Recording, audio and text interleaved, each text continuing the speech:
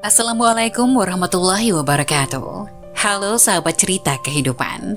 Apa kabar kalian semua? Syukur alhamdulillah kita bisa berjumpa lagi di channel ini. Selawat dan salam selalu tetap tercurah kepada junjungan kita, Nabi besar Muhammad SAW. Tidak lupa kami sampaikan salam sehat, salam sejahtera. Semoga kita semua tetap dalam lindungan Allah Subhanahu wa Ta'ala. Seperti biasa, kita akan berbagi kisah dari yang unik, menarik, sampai bikin nangis. Semoga bermanfaat.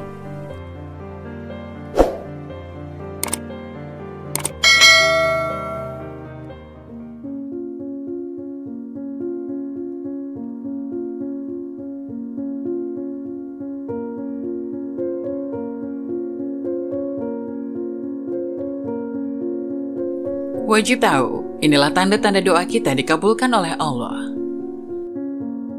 Memanjatkan doa kepada Allah memang tidak selalu langsung dikabulkan. Bisa jadi ditunda atau digantikan dengan yang lebih baik.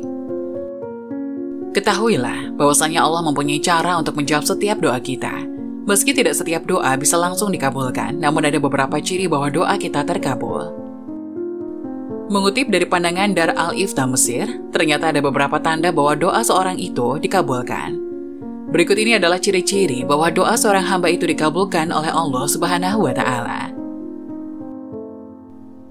Pertama, seseorang yang sudah berdoa hatinya akan menjadi lebih bersih dan luruh. Adapun ciri kedua adalah saat doa seseorang dikabulkan, maka dia akan merasakan kesejukan dan ketenangan. Dan ciri ketiga dan yang terakhir adalah apabila doa seseorang terkabul, maka kecemasan yang ada dalam dirinya akan menjadi hilang. Setelah mengetahui ciri-ciri tersebut, hendaknya bisa membuat kita semakin bertakwa kepada Allah Subhanahu wa Ta'ala dan tidak berhenti untuk memanjatkan doa serta tidak berputus asa. Karena bagaimanapun juga doa merupakan sebuah senjata yang bisa digunakan untuk membuat diri kita kuat menghadapi kehidupan. Dengan demikian, semakin dekatlah diri kita kepada Allah Subhanahu wa Ta'ala dengan melakukan segala amal baik. Allah berfirman, "Berdoalah kepadaku, niscaya akan aku perkenankan bagimu. Sesungguhnya orang-orang yang sombong tidak mau menyembahku akan masuk neraka jahanam dalam keadaan hina dina." Quran Surat Ghafir ayat 60. Allah senang mendengar doa-doa dari para hambanya, dan Dia mengabulkan doa tersebut sesuai dengan apa yang pantas dan terbaik untuk hamba tersebut, baik dalam kehidupannya di dunia maupun akhirat. Allah Subhanahu wa Ta'ala bisa menunda mengabulkan doa hambanya, lalu menggantinya dengan mengusir malapetaka dari hamba tersebut. Atau Allah Subhanahu wa Ta'ala juga dapat menyimpan jawaban atas doa tersebut sampai hari kiamat. Sementara itu, Syekh Ibnu Athaillah dalam kitab Al-Hikam menerangkan ada kondisi dan situasi yang dapat mempercepat doa-doa dikabulkan Allah.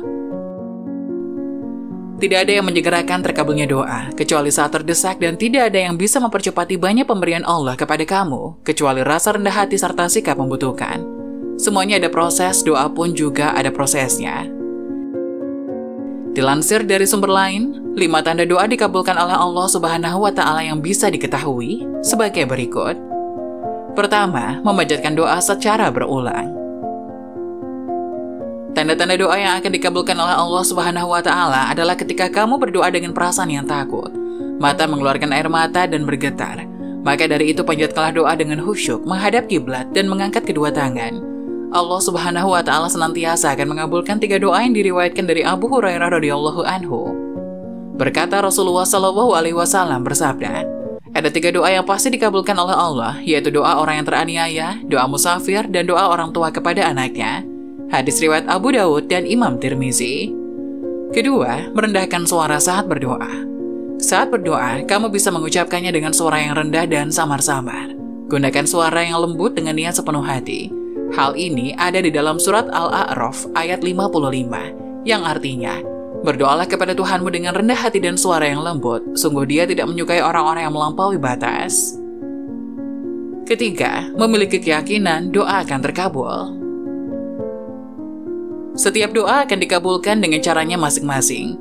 Allah Subhanahu wa Ta'ala akan mengabulkan doa yang kita panjatkan setiap harinya, baik dikabulkan di dunia atau di akhirat. Dalam hadis riwayat Ahmad dijelaskan, hati manusia adalah kandungan rahasia dan sebagian lebih mampu merahasiakan dari yang lain. Bila kamu memohon sesuatu kepada Allah, maka mohonlah dengan penuh keyakinan bahwa doamu akan terkabul. Allah tidak akan mengabulkan doa orang yang lalai dan lengah. Hadis riwayat Ahmad. Kamu harus yakin bahwa doa tersebut akan segera terkabul. Tingkatkan keyakinanmu dalam doa agar melahirkan sugesti dan dorongan yang kuat dan baik. Fokus dalam berdoa hingga menemukan titik jawaban dari Allah Subhanahu wa Ta'ala. 4. Bertambahnya perasaan takut kepada Allah.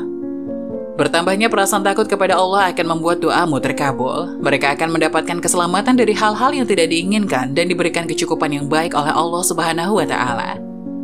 Bisa dipastikan orang yang memiliki perasaan takut kepada Allah adalah umat Islam yang beriman. Meningkatkan ketakwaan kepada Allah Subhanahu wa Ta'ala tentunya dapat menambah kemuliaan. Kelima, ditambahnya semangat beribadah. Tanda doa yang dikabulkan Allah Subhanahu wa Ta'ala adalah ketika seseorang ditambahkan semangatnya dalam menjalankan ibadah. Manusia yang menjalankan ibadah dengan baik, sesungguhnya ia juga memfungsikan hakikat pencipta. Setiap manusia harus menggantungkan segala keinginan dan hajatnya dengan perantara doa. Semakin kita banyak berdoa, semakin tinggi juga rasa semangat kita untuk beribadah dan berdoa agar segera dikabulkan. Itu dia beberapa tanda-tanda doa dikabulkan oleh Allah Subhanahu wa Ta'ala. Tetaplah bertawakal, berdoa, dan yakin bahwa Allah akan mengabulkan doamu baik di dunia ataupun di akhirat. Namun ada pun tanda khusus orang yang mendapat hidayah. Salah satunya rajin melakukan ini meski keadaannya sulit sekalipun.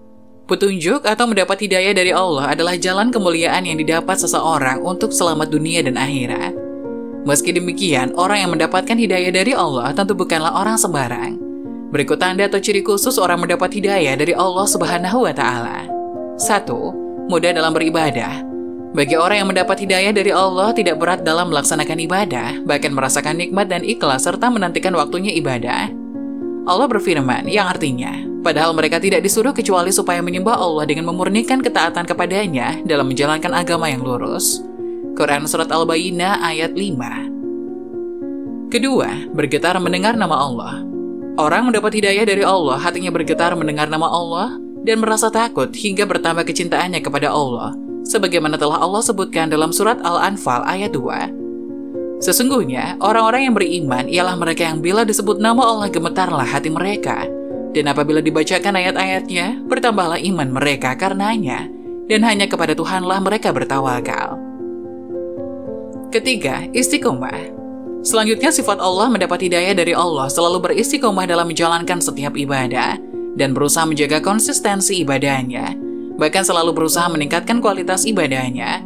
Allah berfirman dalam surah Ali Imran ayat 3. Bagaimanakah kamu sampai menjadi kafir, padahal ayat-ayat Allah dibacakan kepada kamu dan Rasul-Nya pun berada di tengah-tengah kamu? Barang siapa yang berpegang teguh kepada agama Allah, maka sesungguhnya ia telah diberi petunjuk kepada jalan yang lurus. Dari Abu Ammar, dan ada yang mengatakan dari Abu Amrah Sufyan bin Abdillah As-Saqafi, radhiyallahu anhu, ia berkata, aku berkata, ya Rasulullah, katakanlah kepadaku dalam Islam, sebuah perkataan yang tidak aku tanyakan kepada orang selain engkau. Beliau menjawab, katakanlah, aku beriman kepada Allah Azza wa Jalla, kemudian istiqomahlah. Hadis ini sahih, diriwayatkan oleh Muslim nomor 38, Ahmad nomor 384 hingga 385, At-Tirmizi nomor 2410, An-Nasa'i dalam As-Sunnanul Kubra nomor 11.425, 11.426, 11.776, Ibnu Majah nomor 3.972. Selanjutnya, Ad-Darimi nomor 298, atau Broni dalam Al-Mu'jamul Kabir nomor 6396, 6397, 6398, atau Yalisi nomor 1327, Ibnu Abi Hashim dalam As-Sunnah nomor 21 hingga 22, kemudian Ibnu Abi Dunya dalam Asam nomor 7, Al-Hakim nomor 313, Ibnu Hibban nomor 938, 5668, 5669, 5670, 5670, 5672, At-Ta'liqatul Hisan, Al-Baihaqi dalam Syu'abul Iman nomor 4572, 4574, 4575, dan Al-Baghawi dalam Syarhus Sunnah nomor 16. 4. Berusaha menghafal Al-Quran. Untuk orang yang mendapat hidayah dari Allah akan berusaha untuk menjadi seseorang penghafal Al-Quran. Meskipun pada awalnya mengalami kesulitan, namun orang itu akan terus berusaha agar mampu menghafal sedikit demi sedikit. Karena tahu bahwa Al-Quran mampu memberikan syafaat. Rasulullah SAW bersabda, bacalah Al-Quran karena ia akan datang pada hari kiamat sebagai syafaat bagi sahibul Quran. Hadis riwayat Muslim nomor 804. Semakin banyak hafalannya, maka akan semakin tinggi pula derajatnya di akhirat nanti. Rasulullah Shallallahu Alaihi Wasallam bersabda, akan dikatakan kepada sahibul Quran di akhirat, bacalah dan naiklah, bacalah dengan tartil sebagaimana engkau membaca dengan tartil di dunia, karena kedudukanmu tergantung pada ayat terakhir yang engkau baca. Hadis riwayat Abu Daud 2240, disahihkan Al-Albani dalam Sahih Abi Daud. Kelima, rajin sedekah. Hidayah akan membuat seseorang menjadi lebih sering melakukan atau rajin sedekah. Bahkan walau ia dalam keadaan sulit sekalipun, ia tidak akan segan menghabiskan hartanya di jalan Allah.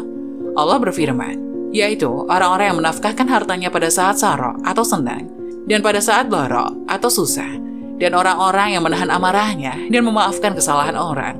Allah menyukai orang-orang yang berbuat kebajikan. Quran Surat Ali Imran ayat 134. 6. Menjauhi maksiat. Orang yang mendapat hidayah sadar bahwa segala amalannya akan hilang dan sia-sia jika ia mendekati maksiat. Maka dari itu ia harus menjaga betul-betul setiap perbuatannya agar tidak terjatuh dalam kemaksiatan.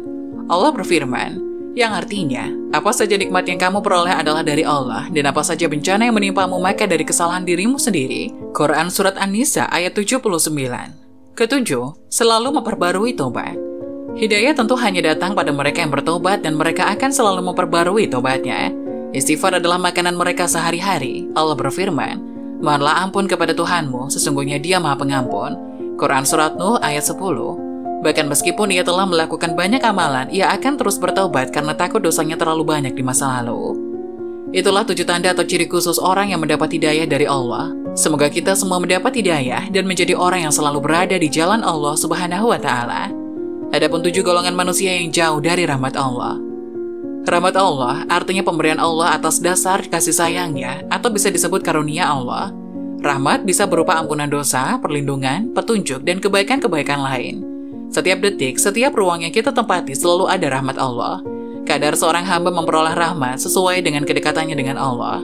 Sebagaimana hadis dari Abu Hurairah radhiyallahu anhu, Rasulullah Shallallahu Alaihi Wasallam bersabda, sesungguhnya Allah Ta'ala berfirman, siapa yang memusuhi waliku, maka aku telah mengumumkan perang dengannya. Tidak ada tak korupnya seorang hamba kepadaku yang lebih aku cintai kecuali dengan beribadah dengan apa yang telah aku wajibkan kepadanya. Dan hambaku yang selalu mendekatkan diri kepadaku dengan nawafil atau perkara-perkara sunnah di luar yang fardu, maka aku akan mencintainya, dan jika aku telah mencintainya, maka aku adalah pendengarannya yang dia gunakan untuk mendengar, penglihatannya yang dia gunakan untuk melihat, tangannya yang digunakan untuk memukul, dan kakinya yang digunakan untuk berjalan. Jika dia meminta kepadaku, niscaya akan aku berikan, dan jika dia minta perlindungan dariku, niscaya akan aku lindungi. Hadis riwayat Bukhari. Firman Allah Subhanahu wa Ta'ala, katakanlah, apakah akan kami beritahukan kepadamu tentang orang-orang yang paling merugi perbuatannya, yaitu orang-orang yang telah sia-sia perbuatannya dalam kehidupan dunia, sedangkan mereka menyangka bahwa mereka berbuat sebaik-baiknya. Quran Surat Al-Kahfi ayat 103 hingga 104. Setiap manusia tentunya menginginkan rahmat Allah Subhanahu wa Ta'ala. Akan tetapi manusia banyak yang tidak mendapat rahmat Allah Subhanahu wa Ta'ala. Hal itu disebabkan oleh manusia itu sendiri. Adapun di antara ciri-ciri manusia yang jauh dari rahmat Allah, paling tidak 7 golongan manusia berikut ini. Pertama, orang-orang yang lalai. Mereka adalah golongan manusia yang jauh dari rahmat Allah. Oleh karena di dunia Allah Subhanahu wa Ta'ala telah mengunci mati akan hati, pendengaran, dan penglihatan mereka daripada kebaikan dan kemuliaan lagi apabila Allah Subhanahu wa Ta'ala memberi atas diri-diri mereka masa untuk bertobat. Niscaya tiadalah melainkan mereka tetap dengan kesesatannya, sehingga menyebabkan mereka lalai dari mengingat Allah Subhanahu wa Ta'ala dan dalam beribadah kepadanya, sehingga merugilah mereka dengan sebenar-benar kerugian.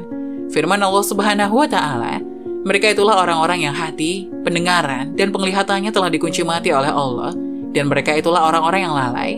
Pastilah bahwa mereka di akhirat nanti adalah orang-orang yang merugi. Quran Surat An-Nahl ayat 108 hingga 109. Kedua, golongan setan lupa pada Allah Subhanahu wa Ta'ala, yaitu golongan manusia yang menuruti hawa nafsunya, sedang mereka berkawankan setan dalam kehidupannya. Ketahuilah bahwasanya setan itu menghiaskan sesuatu yang buruk itu agar terlihat baik daripadanya, yang menyebabkan mereka lupa kepada Allah Subhanahu wa Ta'ala dan jauh daripada rahmatnya. Firman Allah Subhanahu wa Ta'ala, setan telah menguasai mereka lalu menjadikan mereka lupa mengingat Allah. Mereka itulah golongan setan. Ketahuilah bahwa sesungguhnya golongan setan itu golongan yang merugi. Quran Surat Al-Mujadilah ayat 19. Ketiga, berburuk sangka kepada Allah. Oleh karena mereka mengira bahwa Allah Subhanahu wa Ta'ala telah memberi mereka keburukan dan menjauhkan daripada mereka kebaikan yang mereka kehendaki, dan itulah seburuk-buruk prasangkaan kepada Allah Subhanahu wa Ta'ala. Maka ketahuilah bahwa sesungguhnya Allah Subhanahu wa Ta'ala senantiasa memberi kebaikan kepada sekalian manusia, bahkan kepada manusia yang tiada menyembahnya sekalipun. Jika kamu memikirkan, namun sedikit juga di antara kamu yang berterima kasih. Firman Allah Subhanahu wa Ta'ala, dan demikian itu adalah prasangkamu yang telah kamu sangka terhadap Tuhanmu. Prasangka itu telah membinasakan kamu, maka jadilah kamu termasuk orang-orang yang merugi.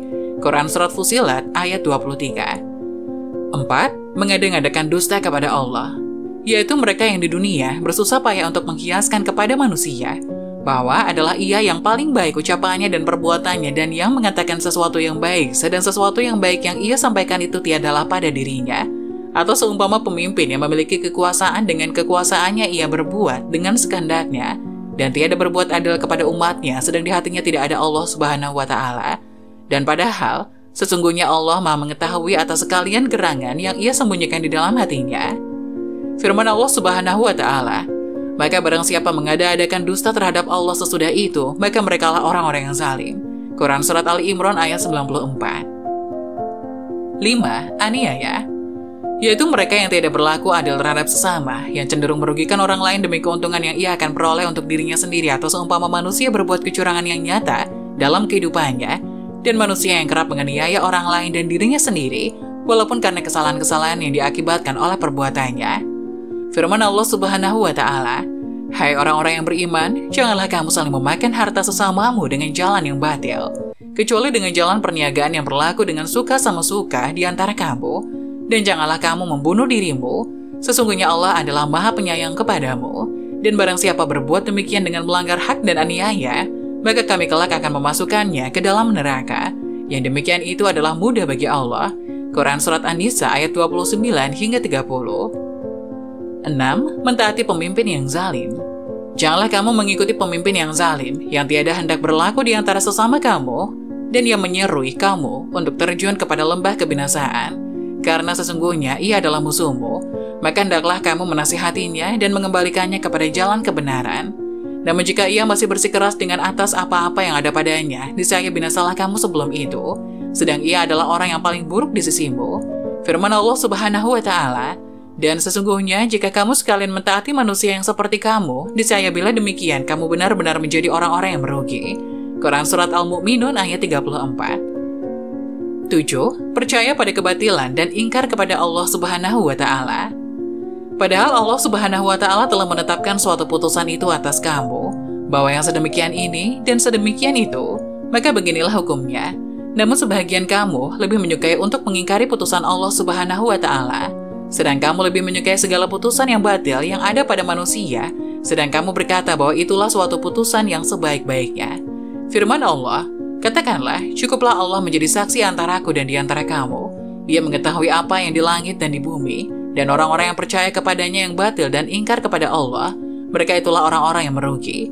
Quran Surat Al-Ankabut ayat 52. Akibat daripada mereka yang senantiasa jauh dari rahmat Allah Subhanahu wa Ta'ala, niscaya adalah mereka yang termasuk pada golongan orang-orang ahli neraka yang telah kehilangan diri dan keluarga mereka pada hari kiamat.